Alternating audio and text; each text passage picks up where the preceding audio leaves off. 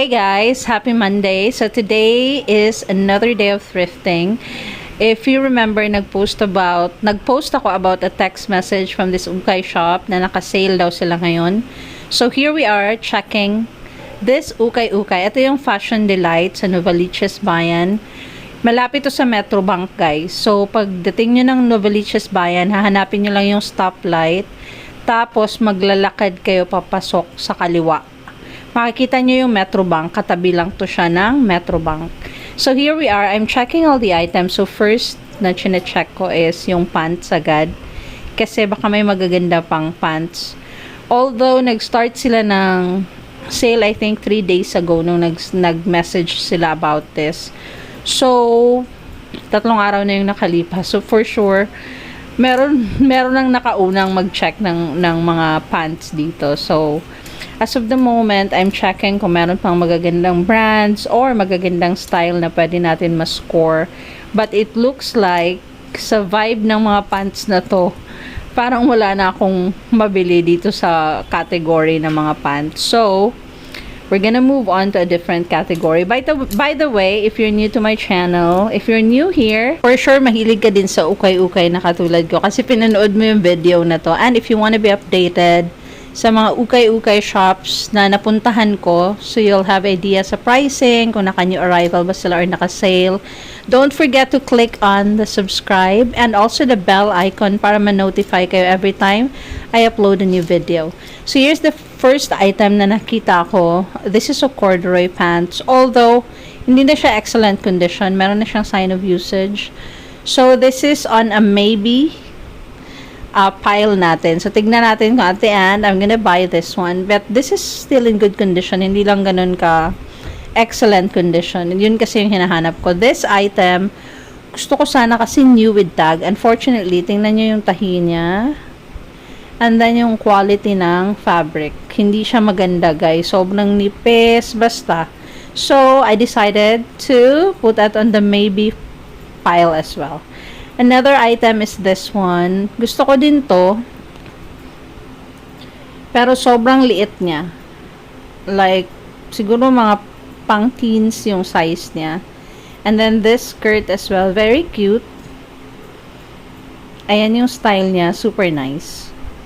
Another item that caught my attention is this one. Gingham na gray na trouser. High-waisted. This is an excellent condition and ang ganda ng quality. Another item is this black trouser din, high-waisted. Tapos ang ganda din ng pagka-fabric nito, guys. Excellent condition as well. And again, all the fabrics here are 50 pesos.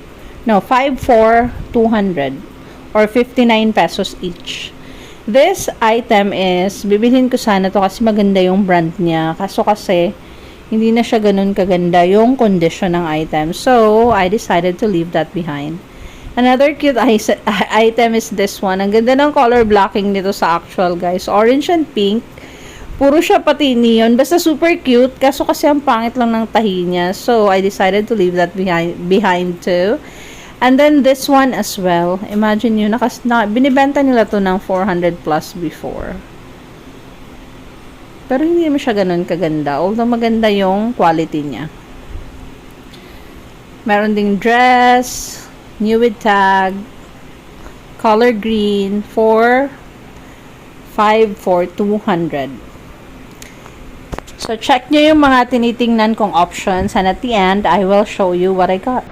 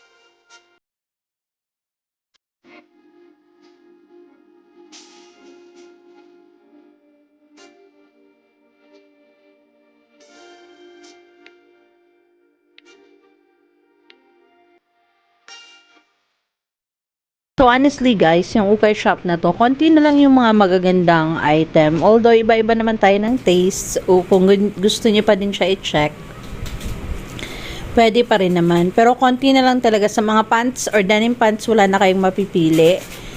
Sa mga dresses, meron pa konti. Tapos sa mga tops, dun kayo makakakita pa ng baka bet nyo na mga tops. Pero for me, yung mga quality ng mga naiwan na tops, medyo napilian na talaga siya.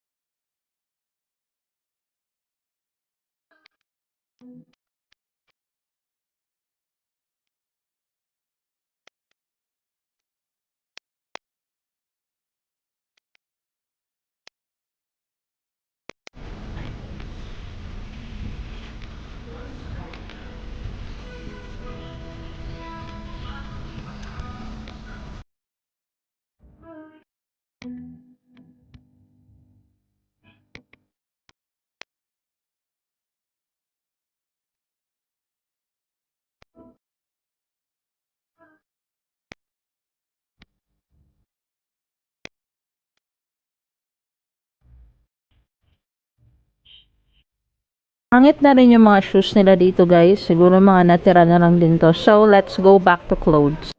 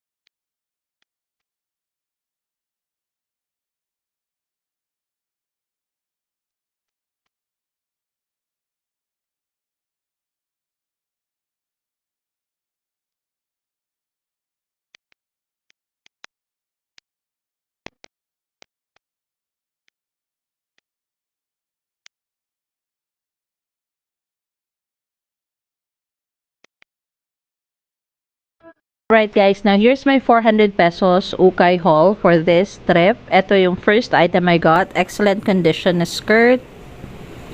And then stripes na high-waisted na trouser pants. Very good quality nito guys. Almost brand new. Another item is this one. Yung yung BCBG na trouser pants as well. Ayan, ang ganda rin ito. Parang excellent condition pa talaga siya. Parang brand new pa. I also bought this one. Ay, hindi, binalik ko to kasi, ayan, dito ko nakita yung flaw niya. Meron siyang stain, so I leave that behind. Sayang, gusto ko pa naman yung color niya, yung pagka-army green niya. I also bought this one, excellent condition, na gray na gingham na trouser pants. And then another black na trouser pants. Ito yung kanina na pinakita ko. So, those are the pants na binili ko. Now, sa top naman, I bought this one. Excellent condition. So, super cute. And then, this one, of course, excellent condition din to. Para siyang silk. Basta ang ganda ng fabric nito. Color brown. And then, of course, this one, excellent condition. Then, double-vested na long sleeve top. Ang ganda ng color. And then, this one, a denim na parang vest.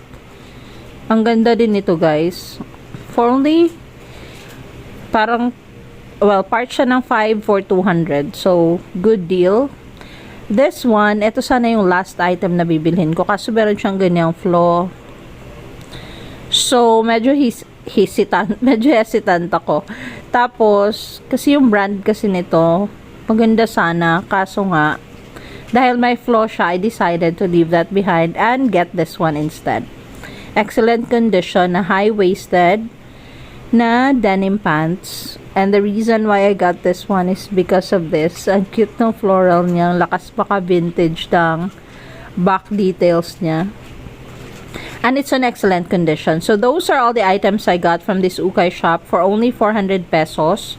Not bad at all. Super sulit yung pagpunta ko dito. And I have another ukay for you guys. Dito pa rin sa Novaliches Bayan. Coming soon.